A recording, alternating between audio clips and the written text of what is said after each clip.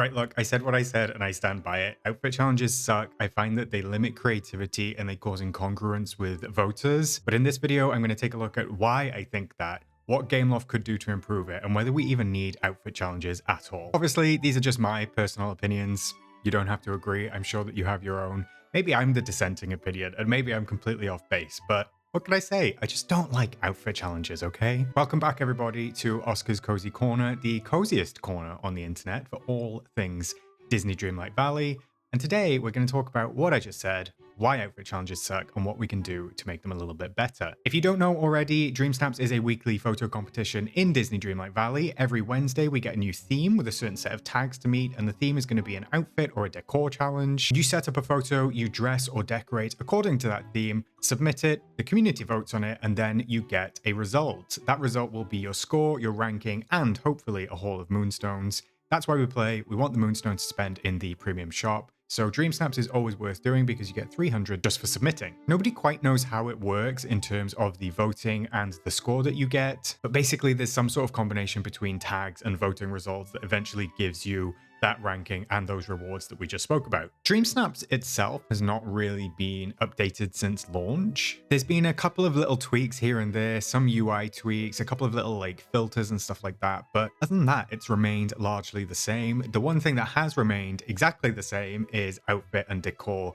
categories. Now, this video is not about decor. I know that decor challenges can have their own faults. They're slightly different, but this is about outfit challenges and why I hate them. Okay, so this is what we're going to talk about. So the problem that I personally have with outfit challenges is, as I said at the top of the video, it's that I find that they stifle creativity, and honestly, it just makes DreamSnaps a little bit less fun when we get an outfit challenge. I always look forward to the decor challenge, and I'm always kind of like, ugh, for the outfit challenge. I feel like this is down to the tag requirements. So the tag requirements are the standard or the mandatory, and then the bonus that we get each week.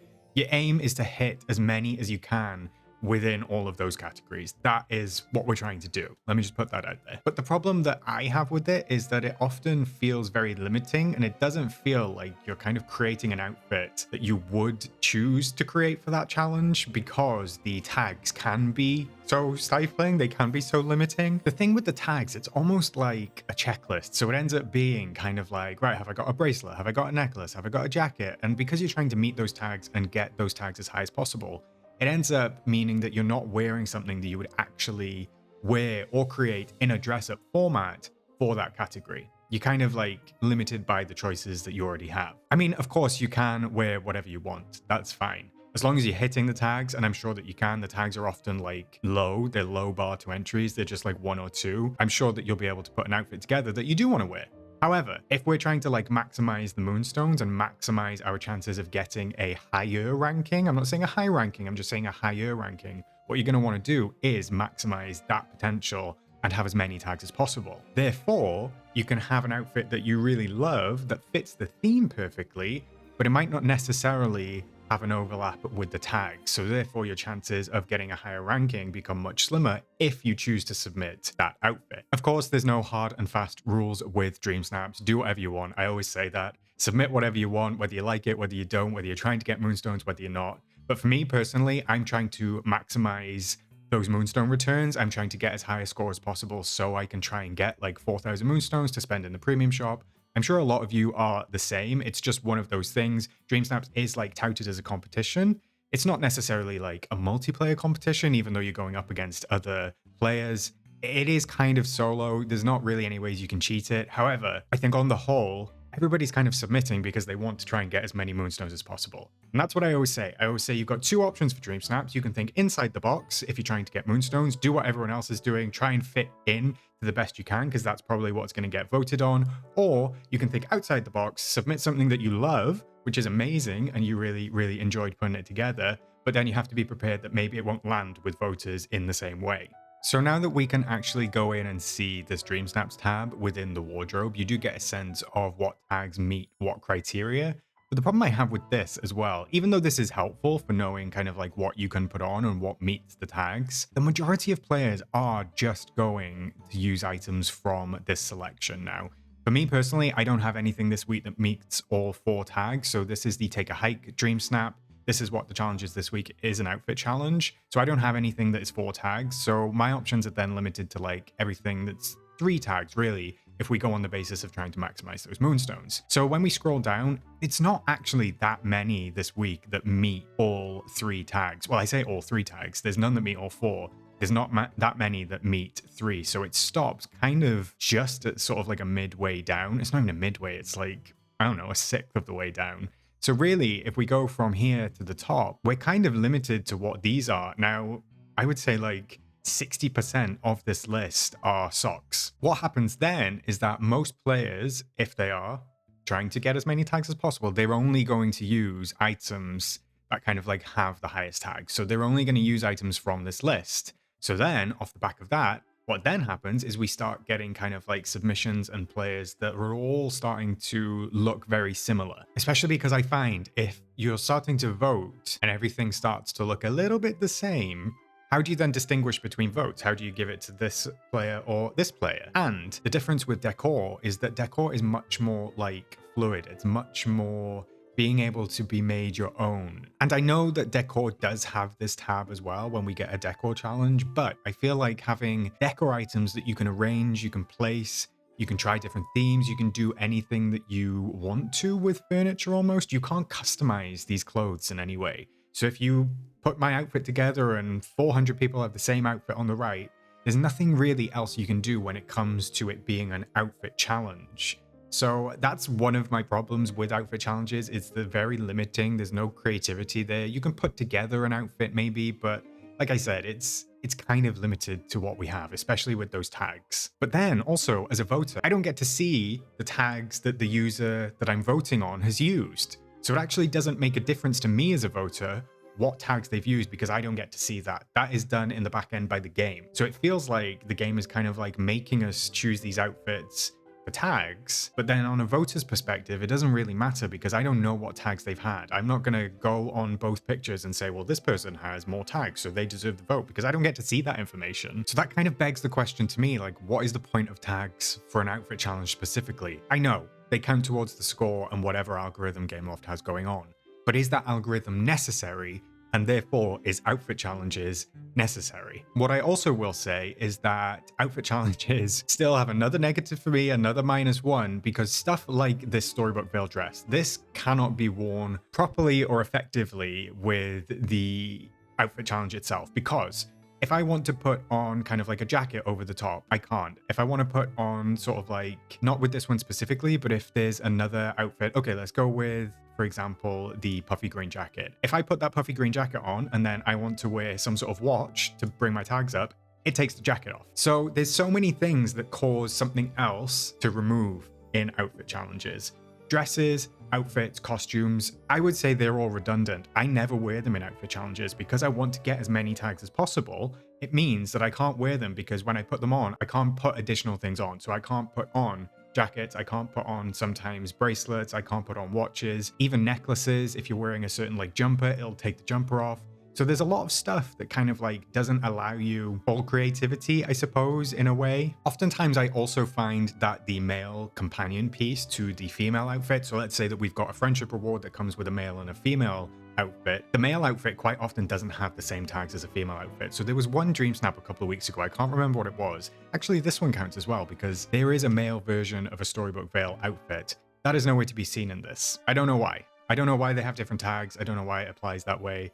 It's kind of annoying, I'm not gonna lie. I'm also not necessarily saying that outfit challenges can't be fun and it's not fun to work within a set of parameters, but sometimes when those parameters leave you all kind of looking the same or maybe don't allow you to create an outfit that you really wanted to for a theme, are the parameters worth it? I don't know. It's just that I've not really come across an outfit challenge that I've really loved for specifically creating an outfit. I always feel like I get more freedom with the outfit on a decor challenge, and that's what I would really wear for that challenge. For me, because of that, I tend to make outfit challenges more enjoyable by doing a background with them as well, but that leads me on to another contentious point. So recently across like community forums, Facebook, X, Reddit, all those sorts of things, I've been seeing people getting very hostile in the comments around DreamSnaps, towards each other, I mean, people are just going at it in the comment sections. And I'm like, whoa, this is meant to be fun. What is happening? And it's usually around outfit challenges. I'm not saying that any particular side of this is correct or not. You have people saying this is an outfit challenge. I'm focusing on the outfit. I'm not going to do a fancy background. I'll do a realm shot. Then you'll have another subset of people who are saying,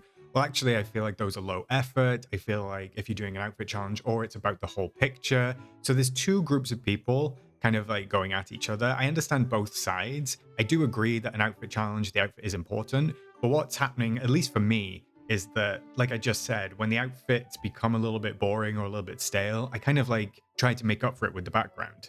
So you get in those two kind of groups like going at each other, and they're not necessarily big groups, they're individual people with like individual opinions, but they're going at each other in the comments just saying like, I'm not going to vote for this because of this, or I'm going to only vote for these. And it just gets a little bit hostile, to be honest. And I've never really seen it for decor challenges. I've only ever seen it around outfit challenges, which is why I just think it's a little bit funny. The only thing that does have an impact on, like I just said, is it does have an impact on voting. So if there's an incongruence between the player base and the actual point of the Dream Snap, then you start getting like mixed messaging. That's why sometimes like with outfit challenges, people will say they're much harder. People can get 4K moonstones on a decor challenge, but then they're struggling with an outfit challenge. And I just think the voting is slightly different with outfit challenges because people have different ideas of what constitutes a good outfit and whether it's just the outfit or whether it's the whole picture. Everyone just has different opinions. I just don't think, in general, that outfit challenges are kind of like the best they could be for the game and for everyone. I know that some players have also argued that outfit challenges are slightly more fair than decor challenges because obviously there's a wider range of decor in the game. So for new players, for example, it's a lot easier to get outfits quicker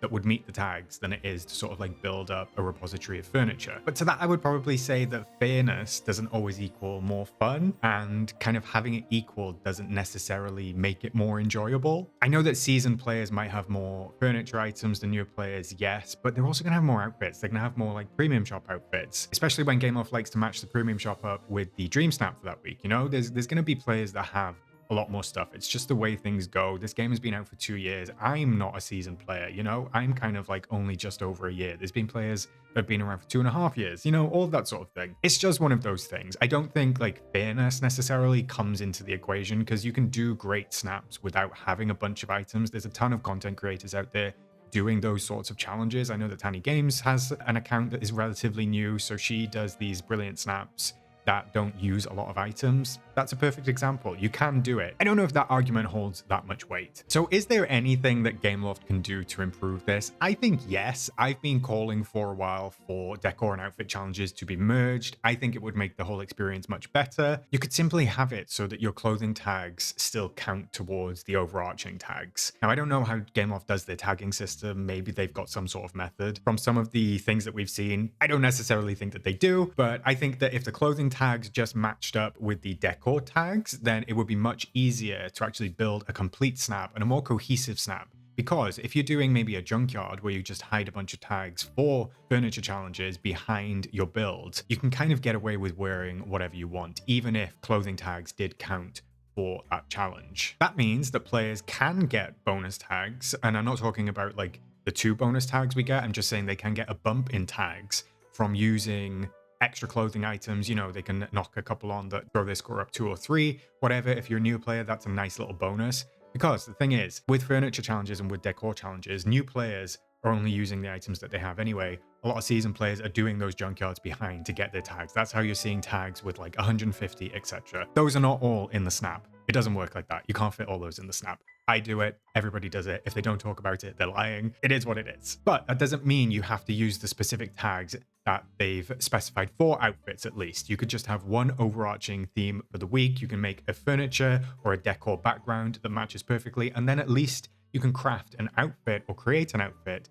that fits that theme as well, in the way that you want it to, without being limited to those first couple of rows that are hitting 3 or 4 tags. To me, I think that would eliminate the kind of like stringent restrictions that we have at the moment on outfits. I just think it would make it better. I think it would be far more creative. I think we would get better quality snaps. and people being happier with the snaps that they put out. I don't really see a downside to it either. I mean, sure, if you choose an outfit that doesn't necessarily match the tags, you're not going to be penalized for it because you can make up for those tags with furniture, and then you can just hide a couple of bits behind the build. I don't know, whatever. Maybe they could include mannequins so that we could actually use mannequins outside. Pop a couple of outfits on those and they count towards the tags as well. Anyway, let me know what you think. I'm sure there will be those of you that agree with me and those that do not. As I said, for me, tags just feel like a bit of a checklist at the moment. Outfit challenges feel like a bit of a checklist, and there's just not that much creativity. That's what I miss. I'm a creative person. I want to be more creative with my outfits. If you do have any other suggestions on how Dream Snaps can be improved, don't tell me that they should release the algorithm. We're never going to see it, okay? We just got to come to terms with that. We don't know how it works, and we're never going to know how it works. That's okay. Regardless, leave me a comment down below. Let me know what you think, and we'll have a little chat about it. Until then, I will catch you in the next one, and I will, of course,